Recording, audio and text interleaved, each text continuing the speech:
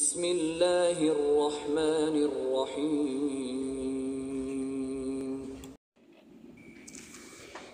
Assalamualaikum warahmatullahi wabarakatuh. Alhamdulillahirabbil alamin wa binasta'in ala umuri dunya waddin. Sallallahu ala nabiyina Muhammadin wa ala alihi wa sahbihi ajmain. Saudara-saudariku kaum muslimin muslimat dimanapun berada, yang insyaallah selalu tercurah pada kita rahmat dan hidayah. Pada kesempatan ini kita akan membahas tentang berkaitan dengan surat Fatir ayat ke-32, yang dalamnya bisa kita ambil kesimpulan bahwa menzalimi diri sendiri, tapi Allah tempatkan kita ke dalam surga Aden. Apa syaratnya? Apa rahasianya? Siapa di antara kita yang tidak pernah menzalimi dirinya sendiri? Siapa di antara kita yang tidak pernah berbuat dosa? Siapa yang tidak pernah luput dari kesalahan? Karena zalim itu artinya tidak menempatkan pada tempatnya, apalagi terhadap diri kita sendiri. Banyak dosa dan kesalahan yang kita perbuat, dan itu merupakan bentuk daripada kezaliman terhadap diri kita sendiri. Namun meskipun kita menzalimi diri kita sendiri, meskipun kita bergelimang dosa kesalahan, namun sebagai keutamaan, sebagai umatnya Nabi Muhammad sallallahu alaihi wasallam, di akhirat kita dijamin masuk surga sebagai penghuni surga, dan surganya bukan surga sembarang, bukan surga yang di bawah, tapi surga yang bermartabat tinggi, surga yang di atas, yaitu surga Aden.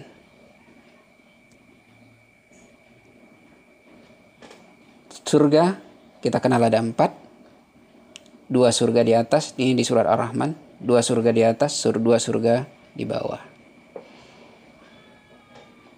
2 surga di atas Firdaus dan Aden, 2 surga di bawah Ma'wa dan Darussalam. Ini kita ditempatkan di surga yang kedua, di bawah Firdaus. Walaupun kita bergelimang dosa, walaupun kita menzalimi diri sendiri, tapi ada syaratnya. Ini akan kita bahas, mungkin belum sepenuhnya. Nanti untuk pembahasan lebih lanjutnya bisa kita perdalam melalui dari kitab tafsir daripada At-Tabari dan kitab Al-Qurtubi dan Ibnu Katsir, baru ditambah dengan buku Jejak Perjalanan Akhirat.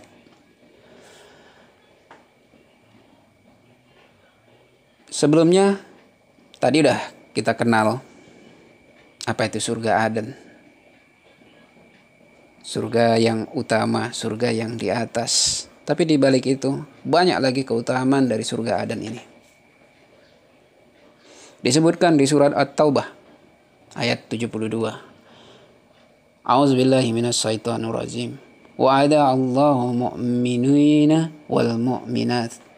Allah menjanjikan kepada orang mukmin, mukmin laki-laki dan perempuan, jannatin tajri min tahtihal anhar, akan mendapatkan surga yang di bawahnya mengalir sungai-sungai. Khalidina fiha, mereka kekal di dalamnya. Wa masakina thayyibata fi jannati Aden, dan mendapatkan tempat-tempat yang bagus di surga Aden. Wa ridwanum minallahi akbar, dengan keridhaan Allah yang lebih besar.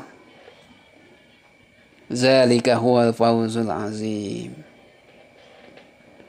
Ayat ini menjelaskan tentang surga Aden. Surganya untuk orang-orang mukmin, baik laki-laki maupun perempuan. Banyak tempat yang bagus-bagus di dalam surga Aden. keridhaan Allah di dalamnya. Jadi di dalamnya ini ditempatkan orang-orang yang penuh keridhaan, orang-orang yang ikhlas karena Allah tempatkan di dalam ini. Ini bentuk daripada keberuntungan yang besar Allah sebutkan. Jadi orang beruntung orang-orang yang masuk ke dalam ini. Itu diantaranya. Lalu surga Aden juga ini disebutkan surganya, tempat berkumpulnya orang-orang mukmin bersama keluarga-keluarganya. Orang-orang soleh dari bapaknya, istrinya, anak cucunya berkumpul di dalamnya. Jannatu adnin yadkhulunaha wa man salaha min abaihim wa azwajihim wa zurriyatihim. Jadi surga Aden yang mereka masuk ke dalamnya bersama-sama dengan orang yang soleh dari bapaknya, istri-istrinya, dan anak cucunya. Wal malaikatu yadkhuluna alaihim min kulli bab. Serta akan malaikat masuk ke tempat-tempat mereka dari semua pintu. Jadi surga Aden itu disebutkan bapaknya, istrinya, anak cucunya akan kumpul. Tapi yang soleh akan berkumpul sama di tempat ini. Dan surga ini disebutkan bisa dimasuki dari pintu yang mana saja.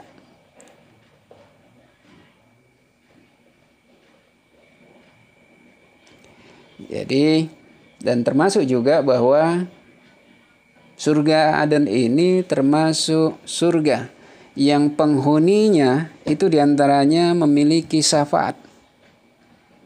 Artinya mereka dapat menolong keluarganya, mereka dapat membantu sahabatnya, dapat membantu koleganya keluar dari neraka untuk masuk ke dalam surga. Mereka diberikan syafaat. Jadi tidak mereka masuk surga karena syafaat, tapi mereka dapat memberikan syafaat kepada keluarga mereka, dapat memberikan syafaat kepada sahabatnya, dapat memberikan syafaat kepada kolega-koleganya yang tergelincir.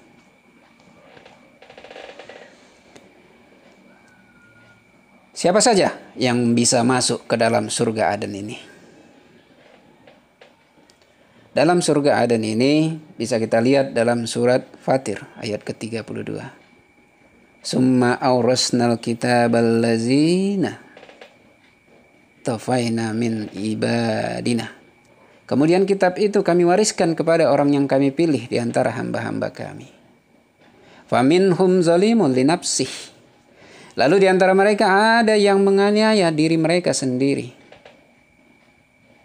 Wa minhum muqtasid.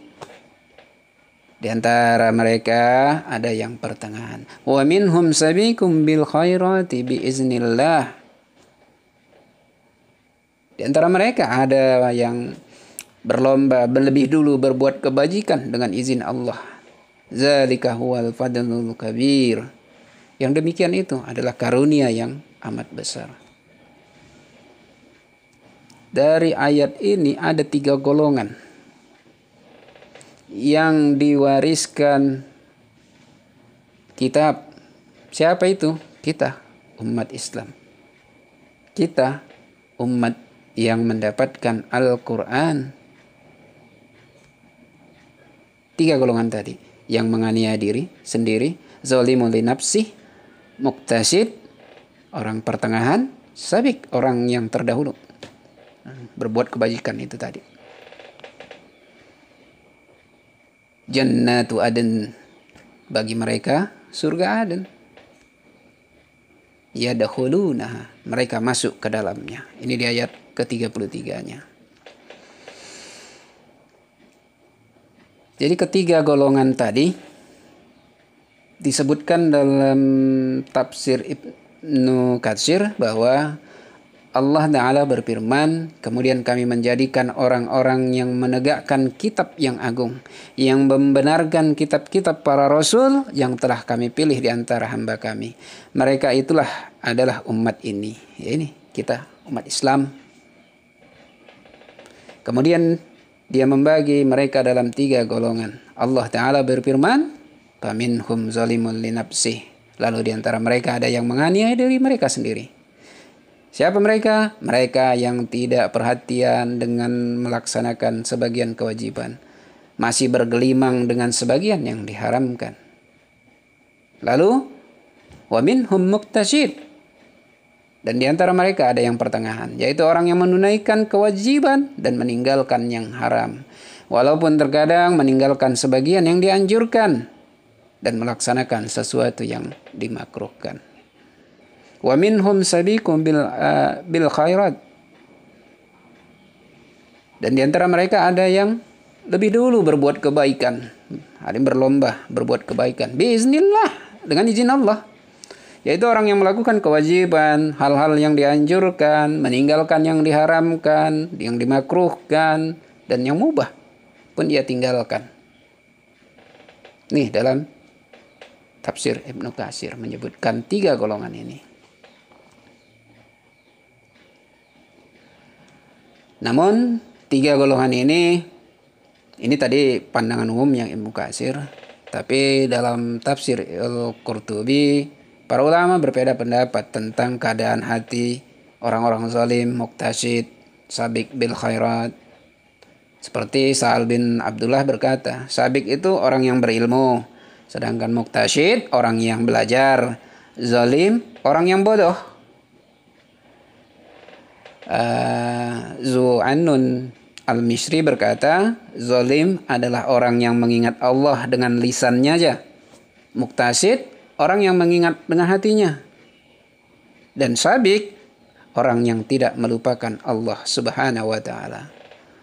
Sedangkan Al-Antaqi berkata bahwa zalim adalah orang yang berbicara, muqtasid adalah orang yang berbuat, sabiq adalah orang yang merasakan suatu keadaan.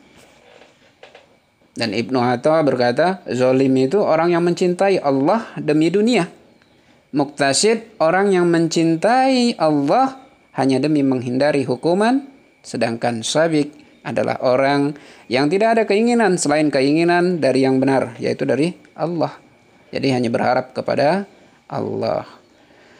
Ada juga yang berpendapat bahwa zalim itu menyembah Allah karena takut api neraka. Muqtasid orang yang menyembah karena keinginan untuk masuk surga. Sedangkan sabiq adalah orang yang menyembah Allah hanya karena bukan didasari oleh sebab yang lain, tapi lillahi ta'ala. Itu tadi pandangan ulama tentang 3 golongan ini. 2 golongan yang utama yaitu muqtasid, kelompok pertengahan, jelas mereka masuk dalam kelompok menempati surga Aden. Sabiq, apalagi mereka sabiqu bil akhirat, jelas mereka kelompok yang lebih utama, maka mereka juga lebih dulu menempati surga Aden. Namun para ulama berpendapat tentang golongan yang ketiga. Siapa mereka? Ya tadi, zalimun li nafsi, orang-orang yang menzalimi dirinya sendiri.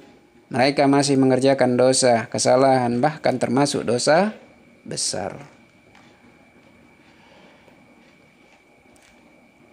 Para ulama berbeda pendapat. Ini bisa kita lihat di tafsir At-Tabari, Al-Qurtubi, Ibnu Katsir. Lebih jelas di At-Tabari, Al-Qurtubi. Lebih memperlihatkan perbedaan ulama. Dan masing-masing mempunyai dalil. Setidaknya ada 3 pendapat yang menyebutkan di sini. Bahwa yang pertama, memasukkan mereka dalam surga Aden. Jadi 3-tiganya masuk, termasuk yang zalimun li nafsi. Baru ada yang memasukkan yang kedua, masuk dalam golongan neraka. Yang ketiga, ada yang menyebutkan masuk neraka dulu, siksa dulu, baru masuk surga Aden. Ini 3 pendapat dalam ketiga tafsir ini. Lalu, mana yang benar dari pendapat ini? 3 pendapat ini. Kalau ketiga pendapat ini bisa kita rangkum dengan menggunakan buku Jejak Perjalanan Akhirat dan Syafaat. Buat sahabat saudara-saudariku yang mungkin belum membaca bukunya atau belum mendownload bukunya, bisa langsung aja ke website Hikmah 313 atau ketik aja di Google Jejak Perjalanan Akhirat dan Syafaat. Buku gratis, bisa di-download. Jadi kalau kita rangkum semua pendapat yang berbeda tadi, bisa kita rangkum bahwa itu benar semua. Kok bisa? Bisa karena memang hadis yang menjadi dalilnya itu sesuai dengan penempatannya. Jika kita tempatkan sesuai pada tempatnya, maka tidak ada yang berbeda.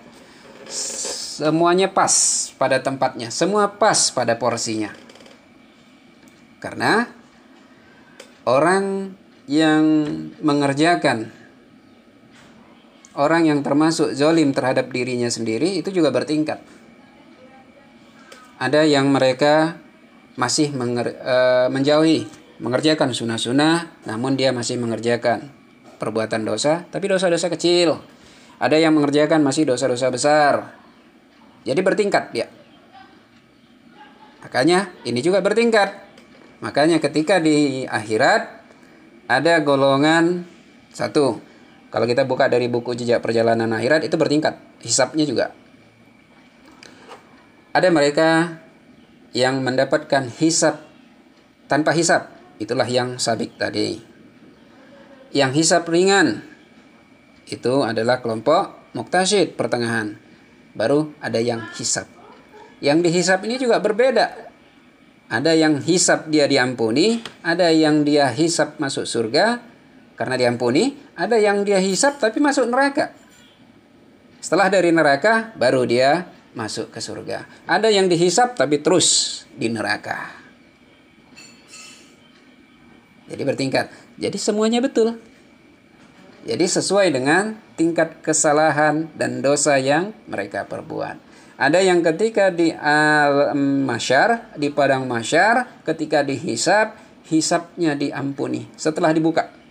Semua dosa, kesalahan yang dia perbuat setelah diazab, karena hisab itu sama dengan azab. Beda tadi, kalau yang tanpa hisab dia nggak dihitung, tidak disiksa. Orang yang dihisab ringan, mereka hanya dibuka catatannya aja. Sementara orang yang dihisab, maka dia termasuk orang yang dihitung dan tersiksa ketika di padang mahsyar. Jadi orang yang zalimun li nafsi tadi, orang yang tersiksa di padang mahsyar karena dihisab, cuman ada yang diampuni. Itu dibuka, dia diperiksa dosa-dosanya, diampuni dosanya. Diampuni hisabnya, diampuni. Ada juga dan masih yang diampuni. Ada yang mereka juga masih tersiksa ketika menyeberang syirat. Dan di situ mereka butuh syafaat. Disinilah orang-orang yang masih zalimun li nafsi membutuhkan syafaat Nabi, syafaatnya orang mukmin, syafaat malaikat. Baru yang selanjutnya ada yang memang hisab karena dosanya dosa besar, ia maka termasuk golongan orang yang akan masuk neraka dulu, baru masuk surga. Setelah selesai, setelah diperhitungkan, setelah ditebusnya dosanya, maka ia masuk surga. Itu yang bisa menjadi daripada kenapa semua perbedaan itu bisa masuk. Walaupun sekalipun ia termasuk orang yang zalim terhadap dirinya sendiri, ia bisa masuk surga Aden. Tapi itu tadi, ada syaratnya. Dan syaratnya tadi, ya tadi, dia mewarisi daripada Alkitab. Artinya dia berpegang kepada Al-Quran. Menjadikan Al-Quran sebagai pegangan hidupnya. Menjadikan Al-Quran sebagai pembelajarannya. Dan syaratnya lagi, disebutkan ini dalam hadis dari tafsir At-Tabari. Hadisnya bahwa disebutkan bahwa pada hari kiamat mereka datang dengan membawa dosa-dosa besar. Hanya saja mereka tidak mensekutukan Allah. Jadi itu syarat keduanya. Bahwa mereka tidak mensekutukan Allah. Dan berpegang dan belajar mempelajari Al-Quran. Dan ada juga doa yang kita lakukan agar kita diampuni daripada menzalimi diri kita sendiri. Dalam sholat ada doa yang disebutkan seperti Allahumma inni zalamtu nafsi zulman katsira wa la yaghfir zunuba ila anta faghfirli min indika maghfiratan innaka antal ghafurur rahim. Ini baca dalam sholat. Atau seperti biasa kita ada doa iftitah yang kita baca dalam sholat, wajahtu wajhiya lillazi fataras samawati wal ard. Dalam doanya itu ada disebutkan wa ana abaduka zalamtu nafsi. Ini adalah doa untuk ampunan kita terhadap menzalimi diri sendiri. Mudah-mudahan kita tetap selalu berpegang, menjaga, terus senantiasa belajar dengan Al-Quran dan menjauhi dan tidak mensekutukan Allah. Insya Allah kita akan tergabung dalam penghuni surga Aden. Syukur-syukur kita bisa masuk ke rombongan yang muktasyid, dan syukur juga jika kita bisa masuk dalam kelompok sabiq, orang yang berlomba-lomba dalam berbuat kebaikan, terdahulu berbuat kebaikan. Semoga kita termasuk dalam golongan ini. Amin ya rabbal alamin. Insyaallah dalam bahasan selanjutnya nanti kita akan perdalam lagi tentang hal ini.